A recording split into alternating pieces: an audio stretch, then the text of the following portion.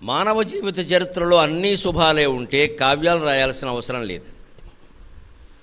కవిత్వం ఎప్పుడు పుడుతుంది అంటే ఇంటన్ దీపము వెలుగుచుండుట కదా ఈ తేజము పొంగుటల్, మింటన్ మబ్బులు మూగినప్పుడు గదా మేనెల్ల వర్షించుటల్, వింటన్ పువ్వులు దూసినప్పుడు గదా విన్యాసముల్ వేషముల్, కంటన్ నీరది క్రమ్మినప్పుడు గదా కావ్యములు పొంగుటల్. కావ్యం ఎప్పుడు కన్నీరు చిలికినప్పుడే వస్తుంది. రామాయణ కావ్యం ఎలా వచ్చింది? వాల్మీకి సుఖంగా ఇంట్లో కూర్చుని బసరట్టు ఉప్మా తింటే కావ్యం రాసేవాడు కాదు. ఆయన తమసా నదీ తీరానికి వెళ్ళి స్నానం చేసి వస్తుంటే జంట పక్షులు అక్కడ కోకవులాడుతూ ఆనందంగా వాటి మానాన్నవి ఏదో సరదాగా సరసంగా కాలక్షేపం చేస్తుంటే కిరాతుడు ఏదో అవన్నీ పట్టించుకోకుండా నాకు ఓ పెట్ట కావాలి అన్నట్టుగా అందులో ఓ పెట్టను కొట్టేశాడు. ఆ మగపెట్ట చచ్చిపోయింది, ఆడపెట్ట ఏడుస్తుంది. ఆ దుఃఖాన్ని చూసి వాల్మీకి తట్టుకోలేకపోయాడు. మా నిషాద ప్రతిష్టాంతో మగమ శాశ్వతీ సమాక యత్ క్రౌంచ మిథునాదేకమవధీ కామమోహితం. నిషాద త్వం అగమ ప్రతిష్టాం మా అగమక. నువ్వేమన్నా శాశ్వతంగా ఇక్కడ ఉండిపోతావా? ప్రతిష్ట అంటే మనం లోకంలో మాట్లాడుకునే ప్రెస్టేజ్ కాదు. సంస్కృతంలో ప్రతిష్ట అంటే కేవలం నిలిచి ఉండడం, బతికి ఉండడం, అంతే. నువ్వేమైనా శాశ్వతంగా ఉంటావా ఈ భూమి మీద? ఆ పెట్టలను కొట్టేశావు అన్నాడు. అదేమిటండి, బోయవాడై తర్వాత ఋషి అయినటువంటి వాల్మీకి బోయవాడు చేసిన పనిని ఆక్షేపించడం ఏమిటి అంటే అక్కడ సమాధానం సూక్ష్మధర్మం ఏమిటి అంటే పెట్టెల్ని కొట్టడం తప్పు అని ధర్మశాస్త్రాలు చెప్పాలి. కిరాతులు బోయేవాళ్ళు దాని మీదే బతుకుతారు. కానీ రెండు జంట పక్షులు ఆనందంగా సరసంగా ఉంటున్నప్పుడు వాటిని కొట్టడం తప్పు. ఆ సరసం పూర్తి కానివ్వాలి. భారతంలో కథ, పాండురాజు జంట మృగాల రూపంలో ముని దంపతులు క్రీడిస్తూ ఉంటే కొట్టాడు. వెంటనే ఆ ముని పాండురాజు వాదించాడు. పెద్ద చర్చ జరిగింది అక్కడ. నువ్వు మమ్మల్ని వేటాడావు తప్పు కదా అంటే పాండురాజు వాదించాడు. రాజధర్మం వేటాడడం, ఏ మృగాన్నైనా వేటాడతాం, ఎదురుగా వేటాడతాం, చాటుగా వేటాడతాం, తప్పేముంది అన్నాడు. అంటే ఆ ముని చెప్పాడు, అవన్నీ నేను అంగీకరిస్తున్నా, మృగాల రూపంలో ఉండి క్రీడించడం మాదే తప్పు అని ఒప్పుకున్నాడు ఆయన కిందముడు.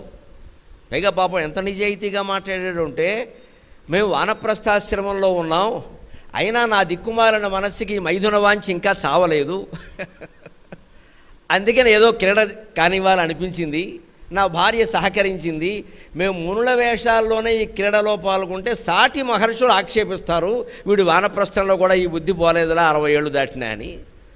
అది మేము తట్టుకోలేము కాబట్టి మేమిద్దరం అనుకుని మృగాలుగా మారాం. వాళ్ళ కామరూప శక్తి ఉంది, వాళ్ళకి కనపడం కదా, ఏదో చెట్టుచాటుకు పోతాం, అడవుల్లో తిరుగుతాం అనుకున్నాం. మా కాలక్షేపంలో మేము ఉంటే మమ్మల్ని చంపుతావా? ఈ దాంపత్య బంధంలో ఉన్నటువంటి మృగాలలో ఒక మృగాన్ని చంపినా రెండింటినీ చంపినా తప్పేనయ్యా. కాబట్టి నేను ఈ పనిలో ఉండగా, నేను ఈ సరసంలో ఉండగా నువ్వు నన్ను చంపావు కాబట్టి నువ్వు ఎప్పుడైనా భార్యతో సరసంగా ప్రవర్తించే ప్రయత్నం చేస్తే శ్రీమద్ రమారమణ గోవిందా అన్నాడు. పాండురాజుకి అంతే గతి పెట్టిందే లేదా? అక్కడే మనం భారతీయ సంస్కృతిని సక్రమంగా అర్థం చేసుకోవాలి. వాల్మీకి, పాండురాజు, కిందముడు, బోయవాడు, పక్షులు ఏ తేడా ఉండని ఏకైక సంస్కృతి భారతీయ సంస్కృతి. అందరూ ఒక్కటే, అందరూ ఒక్కటే. సుఖదుఖాలలో అందరూ సమానమే. సర్వేపి సుఖినః సంతు సర్వే సంతు నిరామయాః సర్వే భద్రాణి పశ్యంతు మా కశ్చిత్ దుఃఖభాగ్ భవేత్. ఎవ్వరూ ఎప్పుడూ దుఃఖపడకందురుగా. కానీ జీవరాశుల్ని కూడా ఏకం చేసింది భారతీయ సంస్కృతి. అందరూ ఒక్కటే, అందరూ ఒక్కటే అని అన్ని మతాల వారు అంటారండి. అందరూ ఒక్కటే అని ఊరుకోలేదు హిందూ మతం. అంతా ఒక్కటే అని చెప్పిన ఏకైక మతం హిందూ మతం. అందరూ ఒక్కటే అంటే అర్థం వేరు, అంతా ఒక్కటే అంటే అర్థం వేరు. అందరూ ఒక్కటే అంటే మనుషులు మాత్రమే వస్తారు, అంతా ఒక్కటే అంటే చీమలు, దోమలు, పక్షులు కూడా వస్తాయి. వాటి సుఖానికి కూడా నువ్వే ఆటంకం కలిగించడానికి వీల్లేదు. వాటిని చంపితే చంపచ్చు. జనాభా ఎక్కువైనప్పుడు కూడా వేటాడడం ఉందండి. రాజులు క్రూర మృగాలను వేటాడారంటారు. లేళ్ళని ఎందుకు వేటాడారు? జింకలను అవేం క్రూర మృగాలు ఏమిటి? ఒక్కొక్కటి బాగా విపరీతంగా జనాభా పెరిగిపోయినప్పుడు చాలా ఇబ్బంది అవుతుంది. బ్యాలెన్స్ అంటారు దాన్ని. అది చెయ్యాలి. అంతవరకే చేసేవారు. అమావాస్య నాడు చంపేవారు కాదు. ఇప్పటికీ శాస్త్రం తెలిసిన వాళ్ళు ఎవరు అమావాస్య నాడు మాంసాహారం తినరు, అమ్మరు. ఎందుకంటే అమావాస్య నాడు అన్ని ప్రాణాలు కూడా కడగంటినట్టుగా ఉంటాయి. చాలా సూక్ష్మమైన జీవశక్తి మాత్రమే ఉంటుంది అమావాస్య నాడు. నిత్యాకళ ఉంటుంది. నిత్యా షోడశికారూప శ్రీకంఠార్థ శరీరిని ఆ నిత్యాకళ అమ్మవారి దగ్గర ఉంటుంది. అక్కడి నుంచి మళ్ళీ పాడ్యమ నాడు విధియనాడు ప్రాణశక్తిని తోడుకుంటాయి చంద్రకళల నుంచి. ఆ ప్రాణశక్తిని కోల్పోయి తోడుకునేటువంటి కాలమే అమావాస్య. అంత బలహీనంగా ఉన్నప్పుడు నువ్వు ఏ ప్రాణిని చంపకూడదు. పూర్వం పురాణాల్లో, కావ్యాల్లో, నాటకాల్లో ఉంటుంది అమావాస్య నాడు దొంగతనం కూడా చేసేవారు కాదు, చంపాల్సి వస్తుందని. దొంగతనం కూడా చేసేవారు కాదు. అంతకు ముందు రోజో తర్వాత రోజో చేసేవారు. అంత శాస్త్రం పాటించేవారు. అంటే జీవితంలో కొన్ని పరిణామాలు ఎలా ఉంటాయంటే మిత్రమా, తప్పది కానీ తప్పదది, తప్పది కానీ తప్పదది, అంతే. అది సామూహిక జీవనంలో తప్పు అలాంటిది. అందుకని సమస్త జీవరాశిని కాపాడేటువంటి ప్రయత్నం కాబట్టే ఆయనకి బాధ కలిగింది. అందుకే రామాయణ కావ్యం వచ్చింది. ఏ కావ్యమైనా అంతే. ఈ కవికి కూడా కావ్యం ఎందుకు వచ్చిందయ్యా? ఇన్ని అన్యాయాలు జరుగుతున్నాయి, ఘోరాలు జరుగుతున్నాయి, ఏం చెయ్యాలి? కవిగా నా కర్తవ్యం ఏమిటి? కావ్యం రాయడమే కదా కవి చేయాల్సిన పని. మహా అయితే ఉపన్యాసం ఇస్తాడు, అంతకంటే ఏముంది? ఉపన్యాసం వల్ల జనం మారతారా? కావ్యాల వల్ల జనం మారతారా అంటే ఖచ్చితంగా ప్రవచనాల వల్ల యువతరంతో సహా అందరిలో చైతన్యం వస్తుందని ప్రవచన రంగం నిరూపణ చేసేసింది ఇప్పటికే. నేనే కాదు, నా సోదరులు అందరి ప్రవచనాలు అందరూ వింటున్నారు. ఇవాళ ప్రవచనం నిత్య జీవితంలో ఒక భాగం అయిపోయింది. సరస్వతీమాత దయ వల్ల, గణపతి దయ వల్ల ప్రవచనం వినని వాళ్ళు ఇవాళ లేరండి. అసలు నిత్య జీవితంలో ఒక భాగం అయిపోయింది. ఇలా అవుతుందని మేమెవరం ఊహించరా. ఇప్పుడు ఇలా మారింది. ఇది భగవంతుడు దయా కాదా? అందుకని ఏ పనిని కూడా అవుతుందా అవదా వింటారా, వద్దు నీ ప్రయత్నం ఏదో నువ్వు చేయి, ఇంత ఆలోచన చేసే బదులు ప్రయత్నం చేయొచ్చు కదా, అదే ప్రోత్సాహం.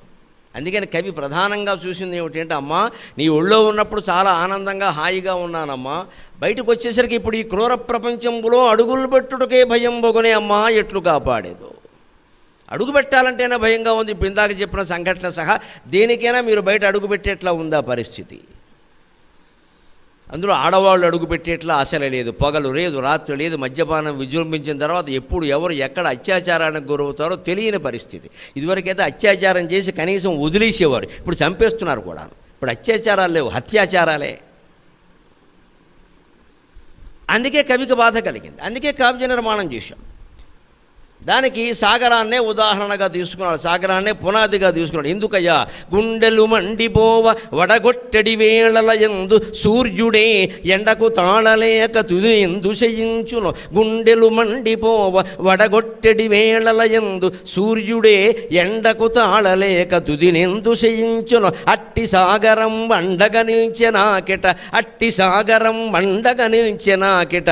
మదాత్మ చెలించి ద్రవించిపోయే, మదాత్మ చెలించి ద్రవించిపోయే ఉద్దండ గభీర సాగరము దైన్యము తోడుత ఘోషబెట్టగన్. ఎవరికైనా మనకి మానవ జీవనంలో చూడండి, మన బంధువుల్లో మిత్రుల్లో ఓ పెద్ద ఆయన ఎవరైనా కన్నీళ్లు పెట్టాడంటే మనం చూడలేమండి. మామూలు వాళ్ళది ఏదో తట్టుకుంటాం, అయ్యో ఆయనకి ఎంత కష్టం వచ్చిందండి, మహాపండితుడు అంటాం. లేదా గొప్ప ధనవంతులండి, కోట్లు ఉన్నాయండి, పాపం ఇంతవరకు అంతా బాగానే ఉన్నారండి, కుర్రాడికి అనుకోకుండా ఏదో జరిగిందండి అని అంటామా అనవా? సమాజంలో పేరు ప్రతిష్ట ఉన్న వాళ్ళ విషయంలో మనం ఇలా ఆలోచిస్తాం, కాస్త డబ్బున్న వాళ్ళ విషయంలో ఆలోచిస్తాం, అనేక రకాల విషయంలో కాస్త పెద్దవాళ్ళు దుఃఖపడేసరికి ఆలోచిస్తాం కదా. కవికి ఏం తోచింది అంటే, సముద్రం కంటే పెద్దవాళ్ళు ఎవరు ప్రపంచంలో? సముద్రం కన్నీళ్లు పెట్టింది ఈయన దగ్గర. కాకినాడ సాగర తీరంలో తిరుగుతుంటే సముద్రం కవి దగ్గరికి వచ్చి ఏడ్చినట్టు అనిపించింది. పైగా సముద్రం ఎంత గొప్పది! గుండెలు మండిపోవ వడగొట్టడి వేళల యందు రోహిణీకర్త. అలా వడదెబ్బ కొట్టేసేటువంటి రోజుల్లో సూర్యుడే ఎండకుత ఆడలేక తుదిని ఎందుశయించునో. ఇది కవిత్వం అంటే, నర్మగర్భంగా చెప్పడం అంటే, భంగ్యంతరంగా చెప్పడం అంటే. సాయంత్రం వేళ సూర్యుడు పశ్చిమం వైపున అస్తమించడం అందరూ చూస్తున్నది. కానీ కవి ఏమంటున్నాడంటే, ఎండకు తట్టుకోలేక సూర్యుడే సముద్రంలో స్నానం చేసాడు అంటున్నాడు. అదే కవితా భావన. సూర్యుడు ఎండకు తట్టుకోలేకపోవడం అంటే ఆ సూర్యుడి వల్లే కదా ఎండ. ఆయన ఎండకు ఆయనే తట్టుకోలేకపోయాడు, ఏం చేయమంటావు? ఒక్కొక్కళ్ళ మొహం అద్దంలో చూసుకుంటే వాళ్ళకే విసుకొస్తుంది, చూడలేమని, అంతే. నా మొహం ఇతరులు ఎలా చూస్తున్నారో నాకే బాగోలేదు అనుకుంటాం, అంతే. సూర్యుడే ఎండకు కారణం. కానీ ఎంత ఎండ కాసింది అంటే సూర్యుడు కూడా తట్టుకోలేకపోయాడు.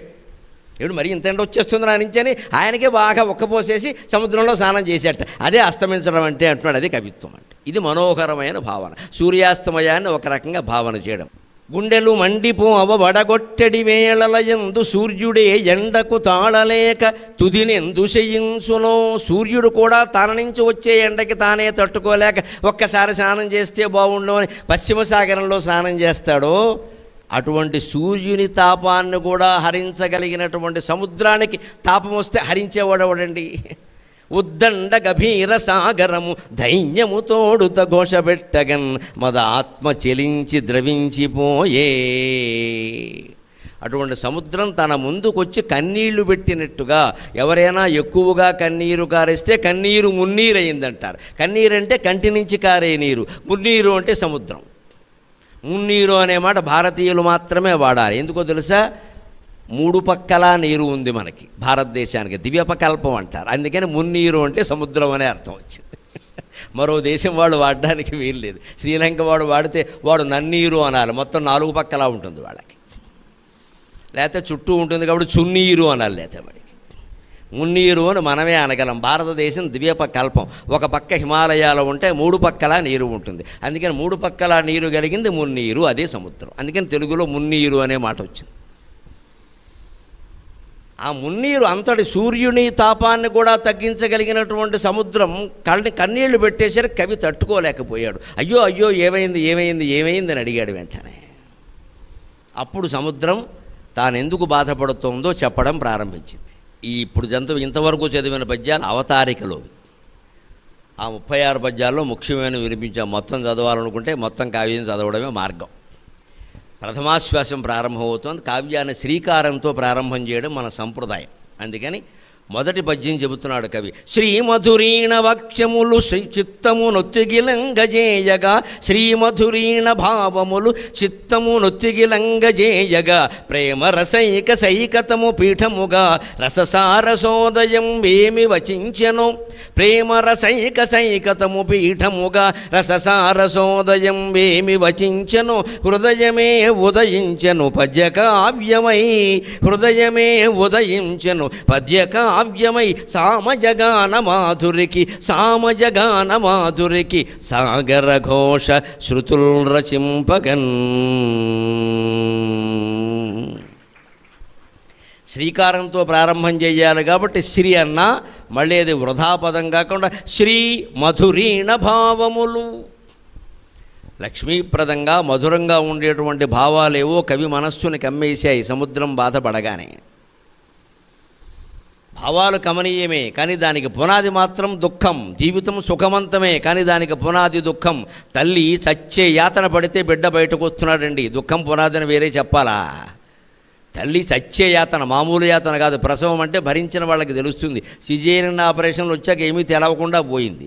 అంతకుముందు వాళ్లే కన్నప్పుడు చాలా యాతన పడ్డారు. ఏకంగా 7 ఎనమండుకున్న 10 మందిని కన్నారు. 10 మందిని కన్నారు. మొన్న ఎవరో కనపడినప్పుడు మీరు ఎంతమంది అన్నదమ్ములు అంటే 9 మంది అన్నారు. అప్పచెల్లెళ్ళు ఎంతమంది అంటే 7 అన్నారు. ఒక్కరే కన్నారా అని అడిగాను నేను. ఒక్కరే కన్నారా, 2-3 ఏమైనా వాటాలు వేసుకున్నారా? అబ్బే లేదండి ఒక్కరే కన్నారండి అన్నారు. ఆశ్చర్యం ఏంటంటే మా అమ్మగారు ఇంకా బాగున్నారన్నారు. ఆవిడకి 92 ఏళ్ళు. 16 కానుపులండి. 16 కానుపులా ఎలా పడ్డారంటే ఇంకో ఆశ్చర్యకరం ఏం చెప్పారు, ఇంకా 4 పోయారన్నారు. నీ ఇల్లు బంగారంగానే ఎప్పటికైనా సరిపెట్టారన్నారు నేను.